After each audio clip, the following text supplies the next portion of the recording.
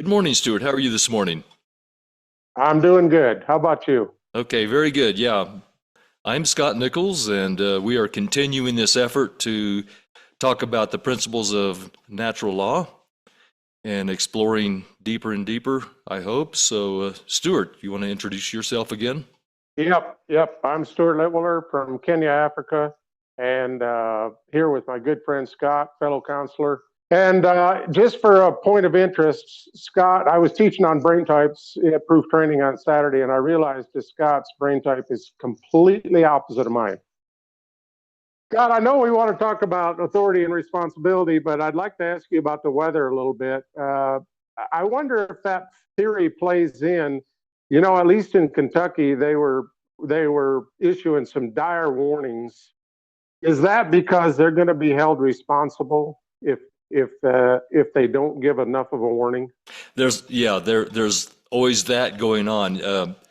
Giving the warning is a way to reduce their liability. I wondered about that because some of my friends on Facebook, they said, well, here we are, a great big nothing burger. And then another guy said, well, it sleeted tons, but it didn't actually stick on the power lines. So that tells me there's only a few degrees from having a big problem. Is it better to be safe than sorry? Yeah, I think so. Mhm. You know, and there's been a few times, was it in Georgia when they didn't predict the snowstorm adequately, and then there was miles and miles of people stranded on the highways a Yeah. few years back? Think about this, Stuart. It's actually part of our creation or part of our evolution, depending on your frame of reference. Doesn't matter how we got here. We are here. We see that we are here. Yeah, So let's say yeah. you're a quarter billion years ago or whatever. You're back in the African savannah with that grass 6 foot tall. You hear a rustle in the grass. What's the best survival strategy to make sure that to respond as if it was a real threat, or to say, I've heard that before. That's probably not a big deal. We'll just kind of ignore that because we don't want to respond to a false alarm here. You know, we all know to respond to true threats. So actually, it's obvious there. That could be nothing. It could be wind rustling the grass, or it could be a lion crouching there, creeping forward. So the best survival strategy is to respond to a minimal threshold of threat. And that's kind of Right. the same idea that we're talking about here with the Yeah. making sure that we forecast the weather properly to make sure we don't have liability. How does this apply?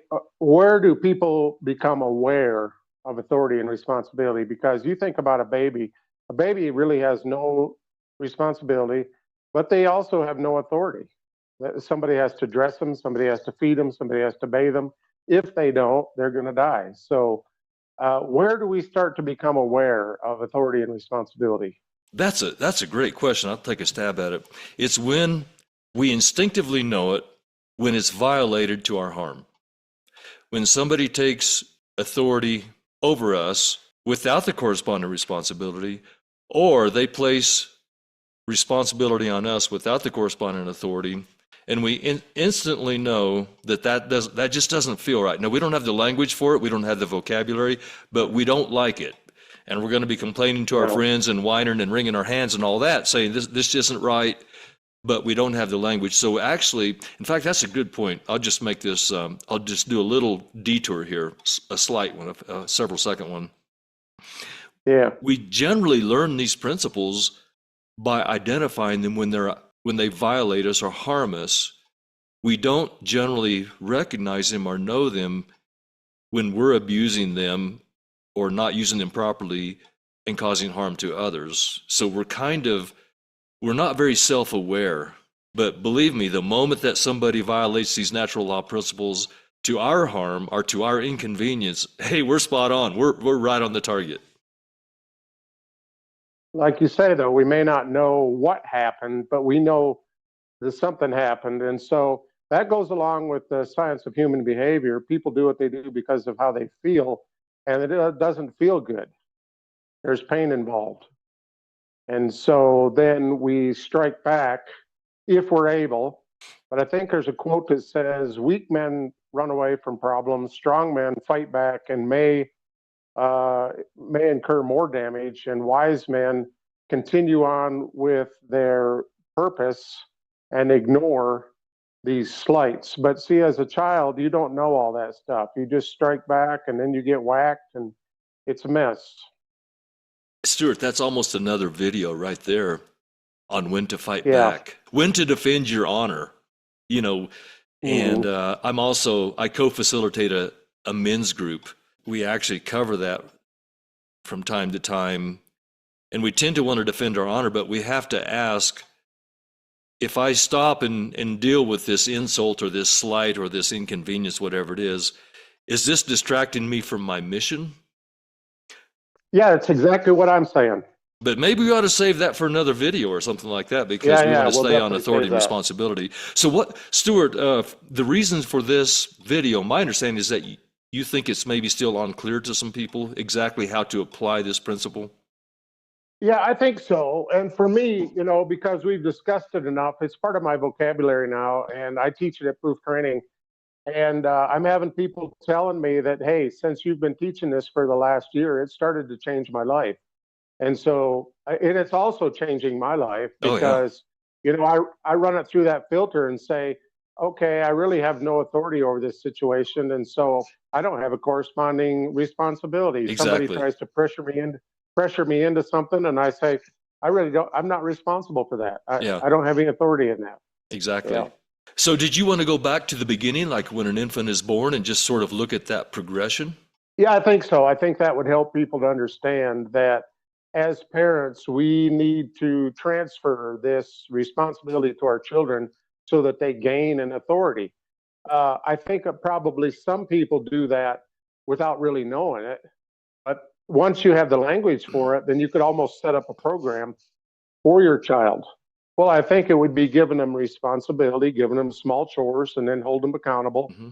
But then, okay, so you teach your child to feed themselves, you teach your child to bathe themselves Hmm. and dress themselves. Now they have authority over a little bit more over what they want to eat, what they can wear, and what they can do. And then they go to school and they learn that from the teacher. The teacher gives them assignment, which is the teacher has authority over them. They have the responsibility to finish this assignment on time and correctly. And so now they have authority to once they've learned that, to help younger brother and sister. They say, no, no, that's not how you do that. Let me help you. Hmm. They begin to be a master in that. Just to make sure we're on the same page, I think we are. The authority and responsibility couplet or pair is always in equilibrium. It should be. Yeah, should be. Yeah.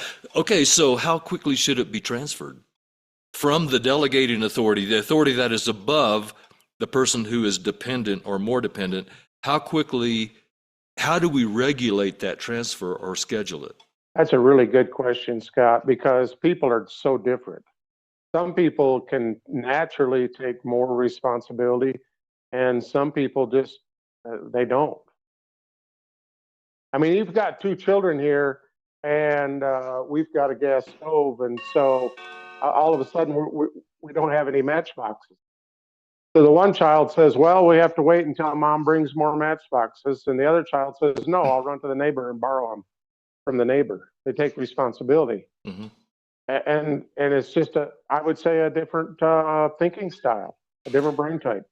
I think a way of looking at it is you always transfer that couplet or that pair of authority and responsibility in a way that challenges the person that is under your authority. They need to be Right? challenged but overwhelmed. Does that make sense? Would that be a way of looking at it?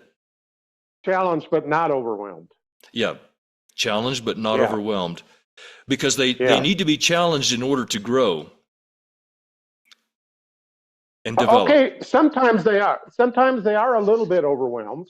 Aren't you sometimes overwhelmed as an adult? When I'm saying being challenged can feel like you're overwhelmed, but when I talk about overwhelmed, I mean to the point of catastrophic failure. Yeah, right, right, Yeah, right. where you simply can't function and you lose hope, or Yeah, you wreck the F-150 because you shouldn't have had the keys to it, or whatever. yeah, yeah. You drive the tractor into the side of the barn. Yeah, yeah. and then you feel traumatized for a long time after that. So the purpose of our authority, I don't know if I've said this before, but I'll say it now. And if I've said it before, I'll repeat it. The purpose of our authority and a way to measure the quality of our authority is if the people under our authority are thriving. Absolutely. And so if we transfer authority and responsibility properly to the people that we have authority over, like parents over a child, they will thrive. They will thrive to the best of their ability, whatever that means. If we don't transfer it quickly enough, don't give them enough jobs and responsibilities, they won't thrive. They won't learn. They won't grow. They won't be challenged. And if we transfer it too quickly, give the 7-year-old the keys to the F-150 and just tell him to be careful, be sure and stop at that stoplight in the middle of Wichita, for example, that's going to be catastrophic failure. It's up to us as the, I hate to say it, as the governing authority, but that's really what it boils down to. Because this whole world runs on authority, top to bottom, if you think about it. Well, it has to, otherwise you'd have chaos. Chaos, exactly. Complete chaos. So our job is to regulate that properly, and so we transfer some authority and responsibility to the person under us, whether it's an employee or a child or whatever the case may be, and we watch that, we observe that. How's this working? Are they able to struggle but rise to the challenge, or is the challenge too great? Need to back off a little bit. And they're feeling hopeless. Exactly, and that's not good. They won't thrive. They won't thrive that way. And that brings up another point I want to mention, is that if we transfer authority and responsibility too quickly to somebody under us, we've committed a crime. We will be held liable by the state.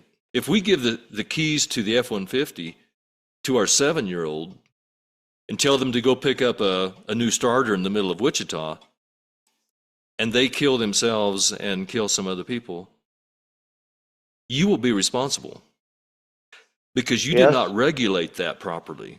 Now I don't play the devil's advocate. How Okay. about the lazy kid that's 28 and still living in the basement? Well, by definition, he's not thriving.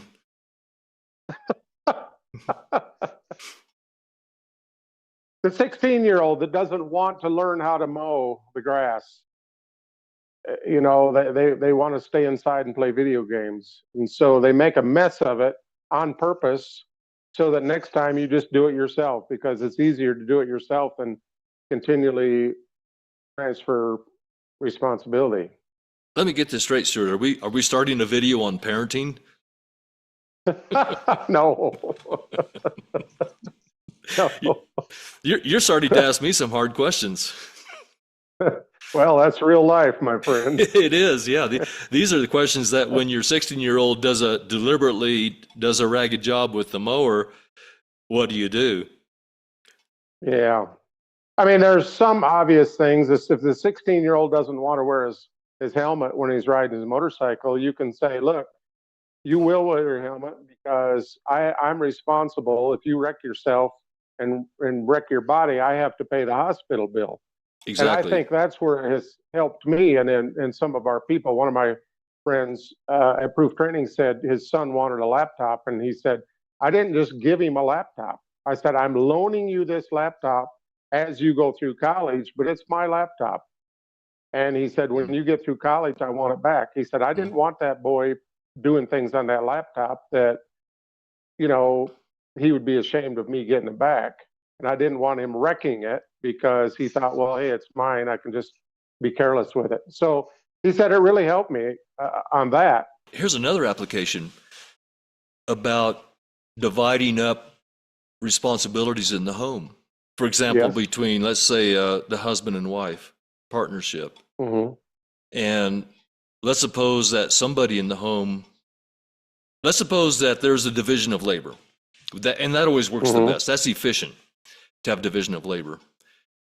And so one of the people, it would be typically be the husband, the man, who is more responsible for the cars and the mowing and maintenance on the house and those kind of things. And it would be more typical, although not absolute, that the woman or the wife would be more responsible for things inside the home and cooking in the kitchen and that sort of thing. But what if one of those people wants to become bossy and they're just straight up controlling. You can use this idea of authority and responsibility to say, okay, like let's say the husband wants to come into the kitchen and boss his wife around and tell her how many eggs she should be serving for dinner, and I'm just making stuff up here and whatever. Yeah. And the response could be, do you want to take over the kitchen? If you want authority in the kitchen, do you want the corresponding responsibility? Amen. Yeah. You probably heard about the guys that went out hunting and somebody had to be the cook and nobody wanted to cook. And they finally drew straws. And one guy, he had to be the cook. And he said, okay, on one condition, I'll cook until somebody complains. And then they're the next cook. Yeah.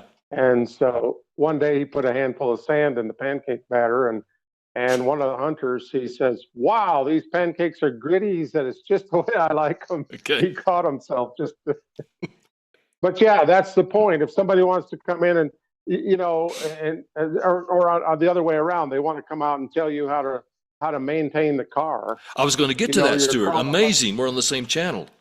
Yeah. For example, let's say the husband's responsible for the car.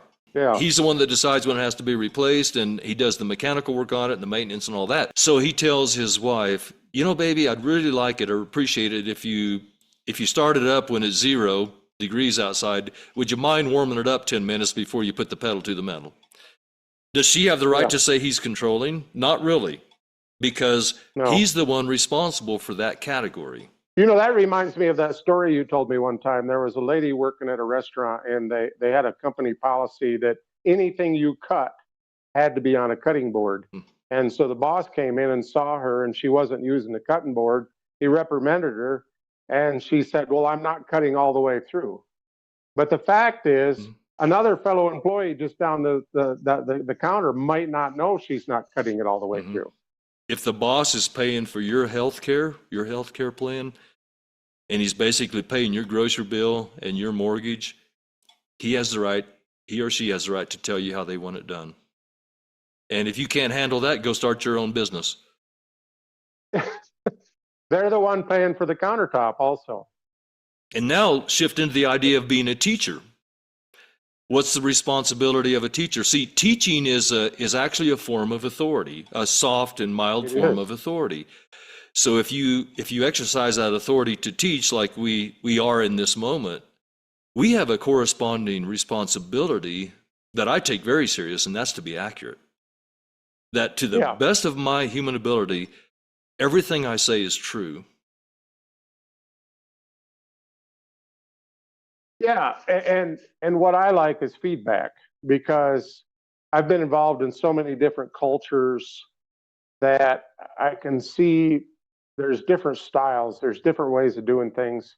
And maybe the best way to do teaching is what works in your culture, where the students thrive and they learn and, there's not chaos.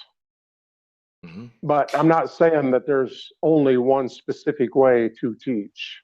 And there's one more example I want to get into. It's a little more abstract, not quite as obvious, but before the clock winds down on us, so we don't have an abrupt ending, I want to bring this up. In Colorado, I live in Colorado, which is a very progressive state, and the Colorado legislature has made a ruling that if you have a weapon for self-defense in your car, it has to be in a locked container. And so if somebody steals your car and they obtain your weapon that way, you have committed a crime. And I object to that on the grounds of authority and responsibility, because breaking into a car is a felony. Yeah. The state has the authority and then the corresponding responsibility to mitigate those kind of behaviors, break-ins. They have a huge role to play. The liberal, lenient judge that practices the revolving door, maybe the guy broke into a car the week before and they slap him with a $100 bail and he's out again doing it. So that's an egregious example of an offensive example of where the state is actually transferring responsibility to the person who has the car and the weapon, but they had no decision making about how lenient that judge has been before. They have no decision making related to the climate of obeying the law in that province or state. And suddenly you're responsible for the decision that somebody else made. Why are people so willing to take that kind of authority, Scott? Because they don't understand. They're even though they may have a law degree, they seem to be just incredibly unaware of actual principles of justice, and it's alarming to me. It really is alarming. Well, that sounds like a religious leader that says you have to do X, Y, Z, and then when it goes south terribly, they wash their hands. They wash their say, hands of it. Yeah, that's your problem. Yeah, it's your problem. I have no responsibility. I read an article the other day where a religious leader was suggesting that if you use your intellect, that for spiritual purposes, trying to understand God, that could actually be diabolical. He said it's carnally minded. Can you imagine? I don't even know how to respond to something that stupid. Really, I don't. I know. Because the Bible itself says, study to show yourself approved. We might have to just leave those people figure it out on their own. But going back to the example of the Colorado legislature, so they make a ruling that if somebody commits a felony and breaks into my car, let's suppose I travel to a city and I want to go into suppose I have a concealed carry permit and I have a weapon in the car. As many people carry one in the car when they travel. And they want to go into a store and the store says no weapons allowed. So you have to leave it in the car. You're trying to obey the rules and laws here. And then somebody else makes the decision to commit a felony and break into your car. Now you're the one responsible. Although you've taken precautions, you've locked your car, it's a felony to enter your car, and suddenly you have become a criminal. And this is just incredible because we simply are unaware of how careful this principle brings order to our lives, how powerful this principle is to ensure justice and not place responsibility where it doesn't belong. And I think that's why we continue to go over this and repeat it and reiterate on it, because it's so important that it becomes part of our vocabulary, that we see the world, the experience, the movie of life that goes by. We see that through this lens of these natural law principles, just as naturally as we breathe.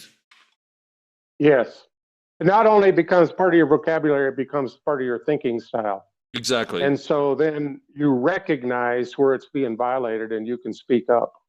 I look forward to the next topic that we'll be getting to, and I think that will be win-win decision making. We'll dig into that deeply. I think that's a good one, a very good topic. Okay, Stuart, thank you for your time. Have a good day. You too. See you. Goodbye.